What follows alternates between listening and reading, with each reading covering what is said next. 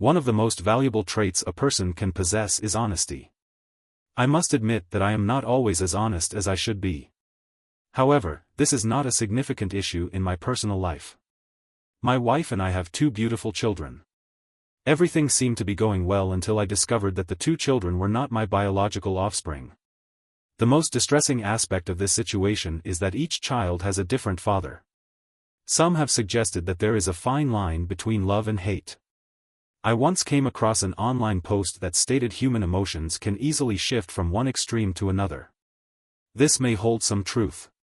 There was a time when I deeply loved my wife. I would have readily sacrificed my life for her. Currently, I am compelled to resist the temptation to harm or deceive those with a cunning gaze. I am known as Abraham Ryan or Abe among my acquaintances. My academic performance in high school was mediocre.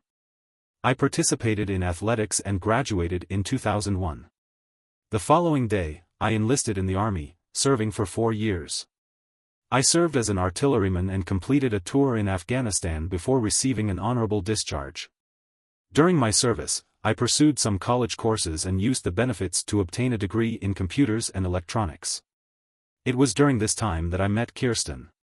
After several months of dating, we fell in love, and I was gratified when Kirsten accepted my marriage proposal. However, there was a complicating factor. Kirsten's father, Bart Robertson, a prosperous CEO of a major accounting firm in our area, was skeptical of me. He was concerned that I might have ulterior motives regarding Kirsten's trust fund. Consequently, he insisted on a prenuptial agreement to safeguard I was unaware of her financial situation and had no knowledge of her family's wealth. However, I agreed to the marriage after consulting with an attorney who happened to be a close friend of my father. The agreement was standard with one notable clause addressing adultery. According to the terms, in the event of an adulterous relationship, the guilty party would receive no financial support and would leave the marriage with only their initial contributions. In the event of a divorce based on adultery, the guilty party would receive no financial support and would leave the marriage with only their initial contributions. I was not concerned about this stipulation, as I was committed to Kirsten and had no intention of being unfaithful. I was aware that Kirsten's father was apprehensive about the possibility of me cheating. He was concerned about his daughter's well-being and the potential for her substantial trust fund to be exploited. This was a concern I later became aware of following college. Kirsten joined her father's company, starting from the bottom. As with any other recent business graduate, it seemed there were no special privileges for the boss's daughter. I transitioned to full-time employment with the service company that initially hired me. Subsequently, I was gainfully employed by the service company that had initially hired me on a part-time basis. During my final 2 years of college, I held the position of field service representative. In this role, I was responsible for troubleshooting and repairing computers, servers, and networks. The position was rewarding, offered a competitive salary, and provided excellent benefits. Kirsten and I were doing quite well. Fortunately, my work did not require frequent travel, with only occasional trips every few months for training seminars on the latest technology. Kirsten would spend several nights at her parents' place, supposedly working on a project for her father. Initially, our marriage was thriving. We enjoyed our fulfilling jobs and were able to make a down payment on a lovely 3-bedroom home. I informed Bart that I would not accept his offer to cover the down payment. I explained that I had been saving for this purchase for a long time and that I believed Kirsten and I should accomplish this on our own. While this was true, I also knew that Bart harbored resentment towards me and wanted to avoid giving him any leverage over us before our relationship took a turn for the worse. I envisioned a lifelong partnership. The partnership between Kirsten and I was characterized by a high level of mutual trust and a strong, fulfilling intimate life. We frequently enjoyed dinners and dancing, often concluding the night with a celebration in bed. Despite feeling somewhat out of place, Kirsten and I often attended the various corporate events hosted by her father. Kirsten would always stay close to ensure my comfort, while her father would enthusiastically highlight his daughter's professional achievements. She was introduced to numerous individuals by her father, who did not acknowledge me as her husband. I was unaware that the company I worked for had installed servers in his company and held an ongoing contract for various network and IT services. After approximately 1 year on the job, I became a key contact for the contractors collaborating with his company's tech department. This connection enabled me to visit the workplace on occasion, thereby facilitating the establishment of relationships with numerous individuals within Kirsten's professional environment. These relationships would prove to be advantageous at a later stage. Our first child, John, was born almost a year after the commencement of our marriage. I will always remember my mother's reaction upon learning of the child's safe arrival. While she expressed joy at the news, a subtle frown appeared on her face as she proceeded to scrutinize the infant. However, despite this apparent concern, she did not voice her concerns. I stored this observation in the back of my mind over a year later. Our daughter Kelsey was born, and Kirsten faced difficulties during delivery and opted for tubal ligation. We had discussed this decision beforehand, agreeing that we had contributed enough to the continuation of the human race. My mother's reaction mirrored her response to John's birth. It took several months before my mother expressed her worries to me. I am hopeful that I am mistaken, but I am not entirely convinced that the children are yours. She revealed what I inquired about, which I call a mother's intuition. However, I believe it is necessary to have the kids undergo testing just to be sure. She suggested trusting my mother and aware that she wouldn't bring up such concerns without a valid reason. I decided to seriously consider her advice. Kirsten and I easily adapted to the lifestyle, and life in the Ryan household was agreeable when people inquired about our well-being. We would respond that we were thriving. I temporarily disregarded my mother's concerns, convinced that Kyron would not betray our relationship. Everything proceeded smoothly until approximately 4 or 5 months ago, when Kirsten informed me that her father had brought in a new manager from New York and was contemplating appointing her as his personal assistant. Kyron indicated that the role would entail working longer hours and potentially traveling to meet clients across the country or even globally. I inquired about the potential impact, asking her how often she would have to travel and for how long. She replied that she was unsure but that the previous manager in that role would not have been away for extended periods. At times, she may be away for as long as a week or even more, which could prove challenging for her children and for me. However, she reassured me that I am just one of 3 people being considered, so I am not yet certain that I will be selected for the role. If I am offered the position, it would entail a significant increase in salary, which would translate to more savings for retirement and the children's college fund. We have some time to adapt to this possibility. It will be several months before any final decisions are made. In the meantime, I will be spending additional time with my father until a decision is reached. I was not pleased with the news and had reservations about the necessity of the additional funds. However, I recognized the importance of gathering more information before taking any action. My military experience had taught me the value of obtaining reliable intelligence before taking action. That was the approach I decided to take a couple of days later. I found myself at Kirsten's company, where I conducted a routine check of the server room.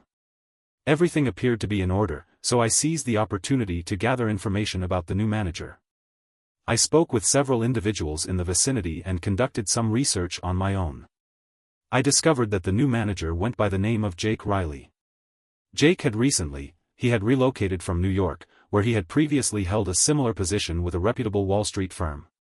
This prompted my initial concern: why would he leave New York to come to the Midwest? Surely he could have commanded a higher salary there than here.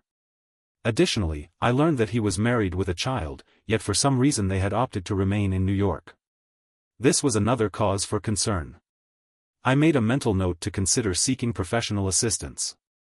I decided to seek assistance from an investigator. I already had the perfect person in mind: my father's brother, Samuel Ryan. You might be familiar with him as Uncle Sam. However, I was referring to the individual with the same name. I was acquainted with him as Uncle Sam, no, not the iconic Uncle Sam. He was my father's brother, and his given name was Samuel Ryan. Do you suspect this individual might be trying to deceive you with Kyron? He inquired. I replied, yes, there's something about him that raises my suspicions. A child in New York after recently departing a prominent Wall Street firm, why would he abandon his family to come here? It might be nothing, but then again, who knows? I will investigate and see what I can discover. Okay, and don't worry about the bill. He assured me, just pitch in for the expenses. That is of greater consequence. Perhaps you could assist me in establishing a new server? Sam contacted me approximately 1 week later. You were indeed correct, he confirmed that old J. Riley has a rather poor reputation as a womanizer. That is why he departed from New York. It would seem that he had an affair with the wrong woman and faced significant difficulties with his firm.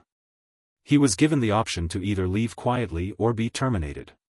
He is legally married and has a child. A male, currently separated from his wife, who was seeking a divorce. According to my findings, she is residing in a rundown trailer in Albany. I then inquired, is there any additional information you can provide regarding Riley and Kirsten's father? Sam disclosed that he had conducted an extensive search and discovered that Riley and Kirsten's father have a lengthy history. Jake initially worked with old Bart Robertson and moved to New York about 3 years ago, coinciding with his marriage. I then inquired, do you know if Jake and Kirsten were acquainted at that time? It is plausible that they both worked for the same company, and Jake was known to visit the Robertson household frequently. It is noteworthy that Jake was never mentioned before this incident began. I recalled several evenings when Kirsten would head to her parents' house, claiming to be engrossed in a project. I also recalled the time she spent the night, insisting it was a crucial project for the company. There is another piece to this puzzle. Sam revealed that I could conduct a thorough background check. I conducted a background check and discovered his birth certificate. Can you identify the father listed on it? I am uncertain. I responded that it was Bartholomew Robertson. He then stated, you mean Kirsten's father? There could be another Bartholomew Robertson, but it certainly seems that way. I felt a sense of unease about this, but I kept my thoughts to myself until I had gathered more information. Would you like me to initiate a comprehensive investigation? Sam inquired. I replied affirmatively and stated that I would compensate you for your efforts. I located Mabel Kahn's mother and inquired about the possibility of visiting her. I had always had a positive relationship with her and held her in high regard. She replied that Bart was currently unavailable but could be reached at his office. I informed her that I was not interested in speaking with Bart. However, I did have a significant favor to ask. She agreed, and I proceeded to their mansion, where I met her at the entrance. What is the purpose of your visit? I inquired. Something seems amiss, she replied. I informed her that I was seeking information regarding the whereabouts of Jake. I was told that he was staying at the residence until his condominium was ready for habitation. I inquired as to why this was the case. I was then directed to the suite where Jake was staying, as it had its own bathroom. I proceeded to collect a sample of hair with the follicle attached, which I placed in a bag labeled Jake. I then asked Mabel if Kirsten spent time with Jake at the residence. She replied that they had known each other for a while and that she assumed they spent time together. Do you believe there is a romantic involvement between them? She inquired. I am uncertain, but I intend to ascertain the truth. Mabel, to what extent is Bart connected to Kirsten? They have consistently been close, she replied. I am the daughter of a father figure and have always been so, she explained. Why do you inquire? I must confirm something. Could you direct me to the location of Bart showers?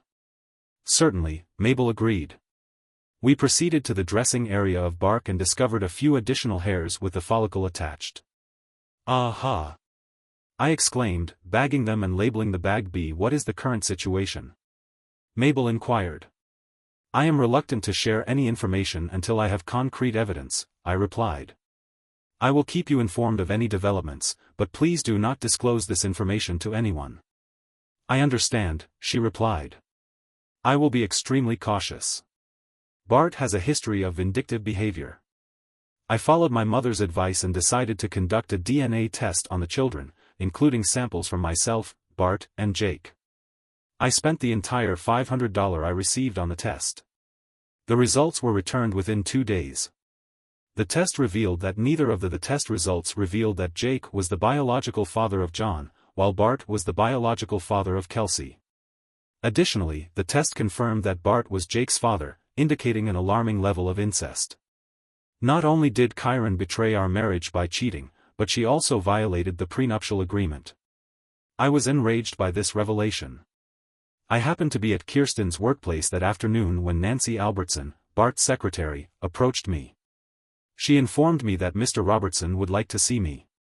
I activated a digital recorder for the meeting and placed it in my pocket. I then followed the secretary to a conference room on a higher floor. Upon entering, I faced Bart, a recognizable Superior Court judge, several executives, Jake, and a person I presumed to be Bart's attorney. Two of Bart's security personnel stood on either side of me. Bart invited me to take a seat, and I noticed a glass of what seemed like whiskey already placed at my designated spot on the table. He then urged me to join him in a drink, asking politely. I declined, stating that I was not yet finished with my work and that I only drank with family and friends. My response elicited smiles from the room, as it was unusual for anyone to speak so assertively to Bart Robertson.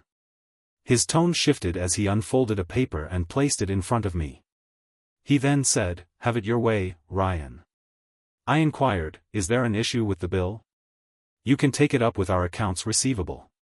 He dismissed the notion, stating, "This is not the case. This has nothing to do with billing." "So what is this?" "She never discussed it with me, nor did she discuss it with you." Bart asserted that he would have his attorney look it over and that he would sign it only if his attorney agreed that it was in his best interest. I declared that I did not have an attorney, a fact that Bart was unaware of. His face turned red as he jumped out of his chair. He growled, "You will sign this paper right now, or I will have your goons beat me in front of your executives and the Superior Court. Judge, or perhaps have one of them put a bullet in my head. You'd better sign it or it will have unfortunate consequences for you, boy," he warned.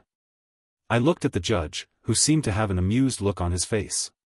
"Tell me, Your Honor, is it just me or does that sound like a threat?" I asked the judge, who nodded his head. "I suppose it certainly could be seen as a threat," he admitted. He turned to Bart and said, "Let him consult with his attorney.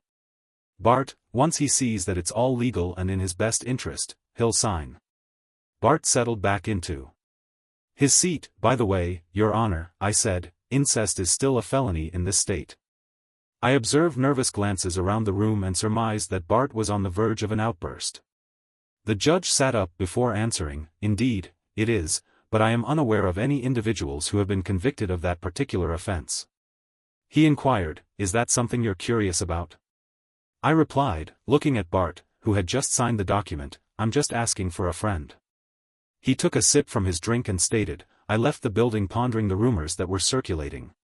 I contacted Sam for a recommendation regarding he referred me to his friend, Frederick Marsh, who is a lawyer. I called and made an appointment to see him the following morning.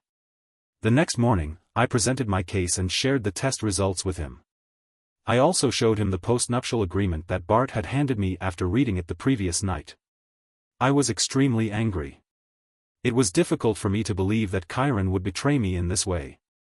Fred, as he preferred to be addressed, examined the agreement Bart had provided. He asked, "Have you looked at this?" I inquired, "Yes, I have." "Unless I've lost my mind," I replied, "it states that I agree to willingly accept the role of a cuckold and forfeit my rights as a husband." "You're not losing your mind," he assured me.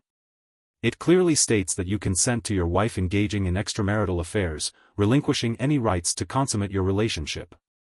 Additionally, you're obligated to provide financial and parental support for the two children, whom we now know aren't biologically yours. The only compensation mentioned is in $1, a monthly fee of $000 is levied for their support. Otherwise, the situation would be precarious. Furthermore, the stipulation is that 80% of one's salary and retirement would be surrendered in the event of a divorce. Alimony and child support would be required. In essence, one would be reduced to nothing more than a living caretaker for the children, which is not a legal arrangement." I protested, as it is not entirely illegal, but it is undeniably outrageous. It is difficult to imagine that any court would endorse this, as one would have to be deemed mentally unfit to agree to such terms. He stated that he was not mentally fit to agree to such terms. I then inquired about the incestuous relationship between them. Fred confirmed that engaging in incest between adults in this state is considered a felony carrying a potential punishment of up to 25 years in prison. Despite my reluctance to raise two young children who were not biologically mine and my hesitation to bear any financial responsibilities, I cherished the kids and desired to maintain a presence in their lives. My sole objective was to do so. The objective was to terminate this fraudulent marriage. Fred assured me that he would prepare the necessary divorce paperwork, citing adultery as grounds and leveraging the prenuptial agreement given the circumstances. Fred suggested that I pursue custody and let Kirsten fight for it if she truly wanted to. We agreed to postpone the legal proceedings until we knew whether Kirsten secured the new job. The atmosphere at home grew chilly in the following weeks. Kirsten reacted strongly when I brought up I inquired about the postnuptial agreement. "Do you truly expect me to agree to this?" I asked. "It's not a significant issue," she replied. "It's just something my father wants you to sign." "Did you read it before signing?" I asked. "Of course," she affirmed. "So, you want me to endure a loveless, sexless marriage? While you pursue other relationships, I am expected to take care of your children. This is untenable." I retorted. "I am serious. Abe." She insisted that she loved her job and that she would not quit. She also said that she loved me and that I would be provided for. I asked her why it mattered whether she would be provided for. She replied that she would be provided for because she wanted to take care of me. I told her that I did not want to be taken care of. I told her that I wanted my wife. I would like to reconsider the possibility of starting a family of my own. I am not willing to remain in a marriage that lacks sexual intimacy, merely serving as a caretaker for your children. I proceeded to tear up the paperwork and discard the shreds on the floor. "I expect you to return this to your father and inform him that I will not be complicit in his actions." "Kirsten," I inquired, "could you please clarify the duration of your involvement with this matter?" Jake, his eyes widening, inquired, "I'm not sure what you're getting at." She responded, "We knew each other in college, but that's all." He replied, "I find that hard to believe." To Fidelity, I explained that I was requesting that he vacate my bedroom. Over the following 2 weeks, I encountered Kirsten on only a few occasions. She was primarily residing with her parents, and it was likely that she was involved with Jake. Sam managed to capture photographic and video evidence of their intimate encounters at a motel on the outskirts of town. I conducted a review of the evidence. Before transmitting the evidence to Fred, it is crucial to consider the implications of Jake's assertion to Kirsten that they would be able to engage in sexual intercourse as frequently as they desired. Additionally, Jake implied that they would have an enjoyable time when Kirsten's father joins them in New York. Kirsten expressed her agreement, stating that she would not have to worry about becoming pregnant with Jake and his partner. Jake responded with laughter, and the conversation continued. Upon the appearance of Bart on the video, Kirsten kissed him forcefully. It is regrettable that her husband is so inflexible. He should have accepted the terms I proposed. However, she asserted, everything will be fine once they are in New York, where they will be taken care of permanently. Jake and she will arrange everything precisely as they see fit. It would be advantageous to arrange for the demise of both the Abe residence and the residence of Abe's parents. This could be accomplished through the use of incendiary devices, resulting in the deaths of all occupants and the subsequent cremation of their remains. The scattered remains could then be attributed to the fire. Following this, the insurance policies of the deceased could be claimed by their heirs. This would provide financial security for the next of kin and eliminate any potential legal issues related to the deceased's assets. In the meantime, we must remain inconspicuous and avoid giving them any reason to suspect us. "What about our mother?" Kirsten inquired. "She is too fearful and unintelligent to take any action." "Do not concern yourself with her," Bart reassured. Kirsten smiled. "I am eagerly awaiting this outcome." By that point, I was seething with rage. Not only had my ostensibly affectionate spouse betrayed me, furthermore, she was involved in a conspiracy with her father, her boyfriend, and her half-brother to have us killed. Fred informed me that the authorities had been notified and that actions were underway to bring them all to justice. Finally, Kirsten dropped by the house briefly to share her news. "I was offered the position," she announced, smiling. "I would like to extend my sincerest congratulations," I responded, attempting to wear a cheerful expression. She embraced me and gave me a kiss. "Please do not worry, my dear," she reassured me. "I will not allow the job to affect us. I promise." She then informed me that her father was hosting a party to formally introduce Jake to the company and announce her promotion. "You were invited, even though..."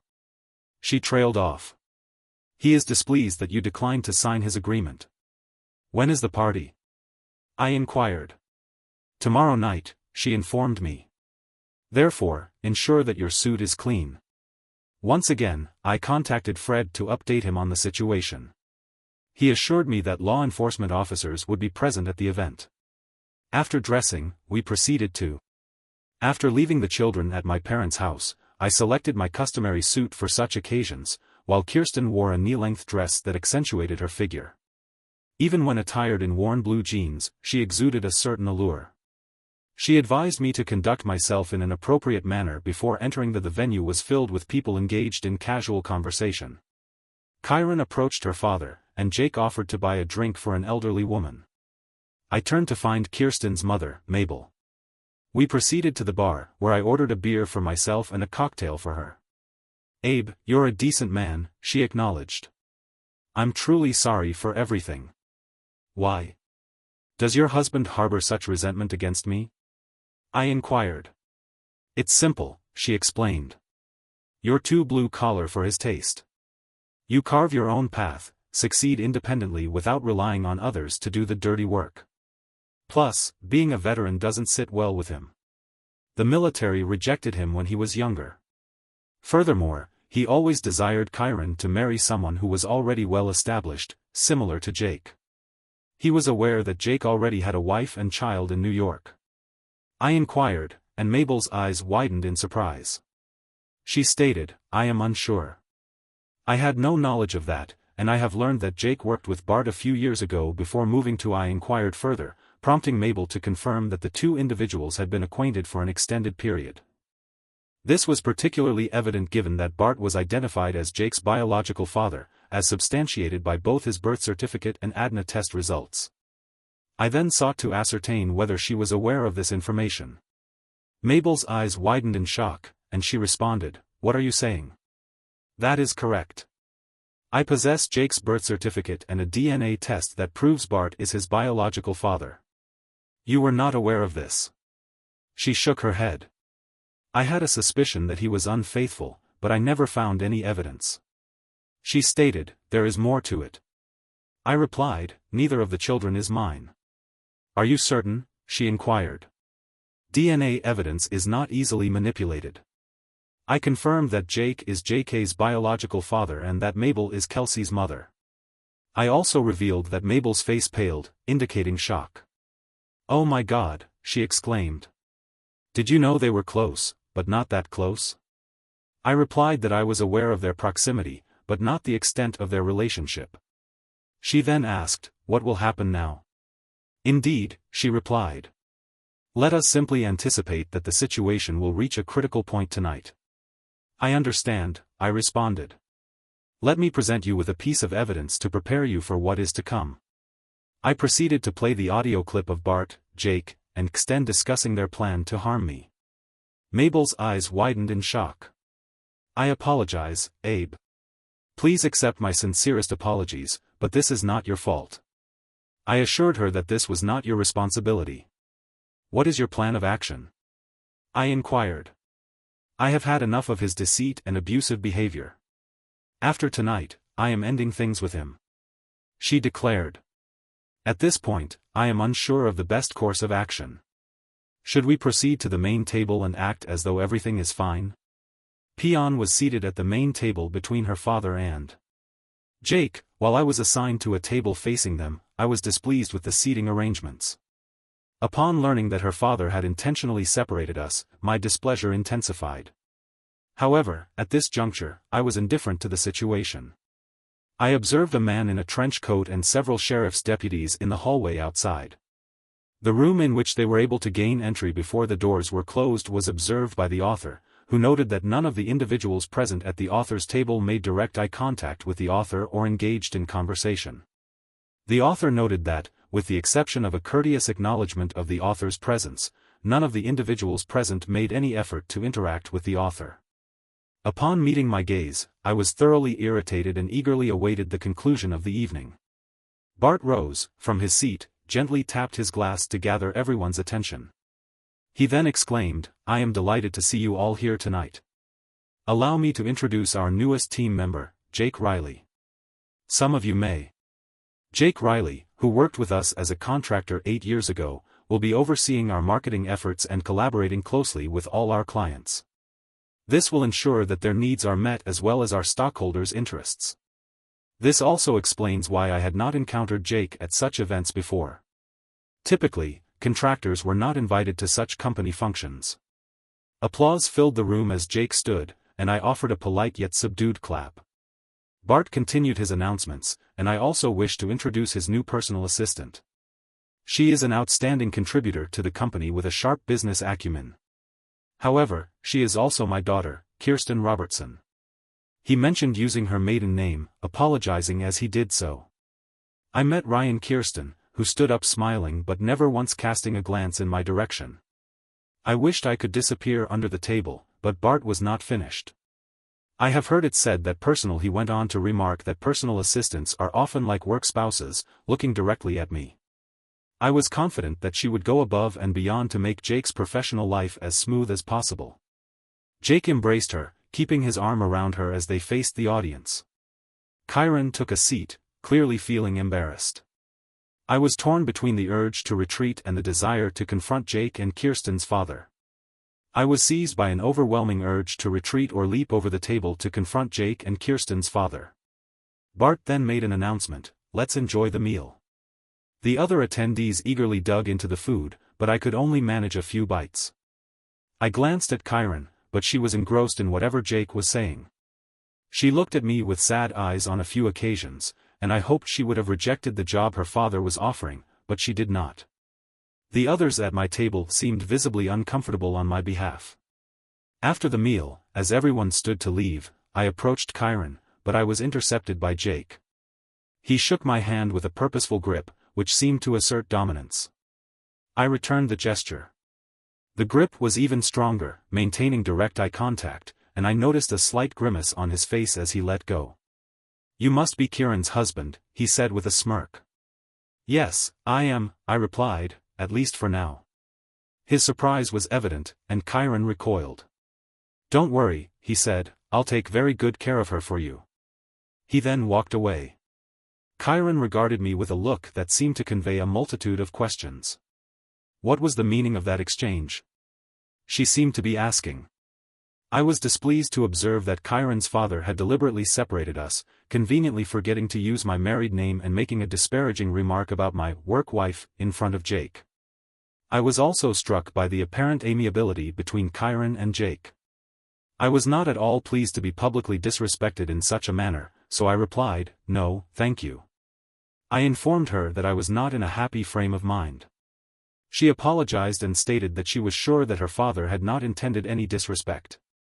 I replied that I doubted this and informed her that my father and I would be occupied in a meeting with other executives discussing an upcoming trip, which would prevent me from returning home before I had to leave for my important meeting with "There is someone I would like you to meet," I said, gesturing towards the man in the trench coat. He approached us, clutching a sizable manila folder. "Kirsten Ryan?" he queried. "Yes," she confirmed, as he handed her the envelope. "You have been served," he declared, loud enough for everyone around to hear. Kirsten's complexion paled, and gasps could be heard. She was informed by those in her vicinity that the envelope contained a petition for the dissolution of marriage. She inquired as to the nature of the document, and was informed that it was a divorce petition.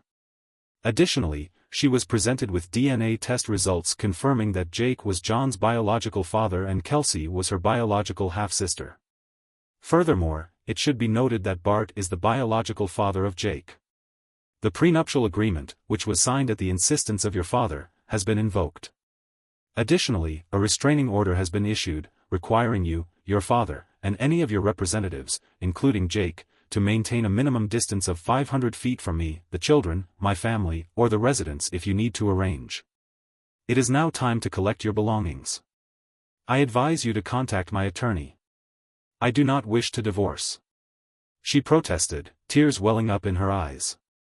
"I desire a trustworthy and honest partner, not one who cheats, lies, and schemes. I recommend you sign those documents promptly. You will not appreciate the consequences if you choose to contest it. I possess various videos featuring you and Jake and I both believe that you would prefer that this information not be disseminated to your entire social circle. I informed her that she should not concern herself with the welfare of the children, as I would be taking care of them on her behalf. She then inquired as to my intentions regarding her children. I informed her that there were a few individuals whom she should meet, including her father and Jake. Before the deputies reached our location, Bart and Jake approached us. "What are you doing, young man?" Bart demanded. "I am divorcing Kirsten and will turn you all over to the authorities." Bart attempted to grasp my shirt, but a deputy intervened. "Bart Robertson, you are under arrest for incest and conspiracy to commit murder," the officer announced, prompting audible expressions of shock from others in the room. 2 additional deputies. Jake was apprehended and placed in handcuffs. Kirsten looked at me with shock in her eyes. "Abe, you cannot be serious." "I love you, you deceitful woman," I retorted. 2 more deputies detained her, reciting her Miranda rights. Bart went into a rage, his eyes bulging. "I'm going to kill you, you damn son of a bitch," he screamed. His officers dragged him away. A news reporter with a camera was just a few feet away, capturing the entire incident. A reporter with a camera was situated in close proximity, capturing the entirety of the incident on film. Mabel approached Bart and delivered a kick to his groin. "How foolish of me," she exclaimed. "I'll show you foolish. Consider yourself divorced." She then turned her attention to Bart, shouting insults at him. A deputy calmly moved Mabel aside as 2 others escorted Bart away. The news that evening was certainly it would be advisable to observe the developments in the local business community, which has experienced a significant upheaval today. A news anchor and businessman, Bart Robertson, was apprehended this evening on charges related to conspiracy for murder and incest. This occurred during an event intended to announce the hiring of a new executive. The broadcast then transitioned to footage of the arrest, which captured Bart in a visibly angry state, making threats as deputies attempted to escort him away. The scene then unfolded further with Mabel delivering a kick to his groin. The authorities are currently investigating the allegations. The news anchor, who reported the supposed victim of this plot, the husband of Robertson's daughter, formed Eyewitness News. Despite DNA evidence indicating that he is not the biological father, the anchor has initiated divorce proceedings and is seeking custody of their 2 children. Further updates will be provided as they become available.